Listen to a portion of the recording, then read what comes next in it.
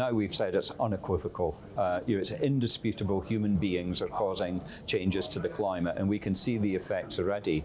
The question of net zero, I think that was less predictable, that it would catch on quite so much. And we produced the 1.5 report in 2018. It really introduced the concept of net zero to the world, and it is staggering how quickly it just caught fire. It caught people's imagination, and I think it's something that politicians can latch on to really quite easily and give a sense of policy direction. I mean, net zero was not current. I have to say governments were expecting the direction that the 1.5 report would go. They'd seen draft copies of it, they knew where it was going, and they were ready. Within weeks, within days even, the UK government had revised its Climate Change Act to turn it into a net zero target. So it permitted politicians to move very quickly. I think there are other ways where the science has moved a bit more slowly. For example, I think the political system has moved more quickly on just transition, for example, than the science has. But the science is now working to catch up on that. Well, first of all, we don't know all the answers because many of these technologies are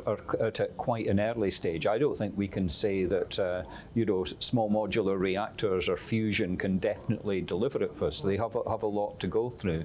But what's absolutely certain is that there is no one single answer to net zero. It's such an ambitious target that we will need to deploy lots of different things in lots of parts of the energy system to get us moving in the right direction. That supply side and demand side as well are all going to be really important. Electric vehicles have moved faster than anybody has ever expected. The big issue is frankly, home energy consumption. That's in a place like the UK, that's the biggest challenge. Making sure that homes are energy efficient and making sure that we've got low carbon supply and this big challenge of heat pumps, which are quite controversial. But unless we move in that direction, the building sector is not going to play its part in net zero. It's really important.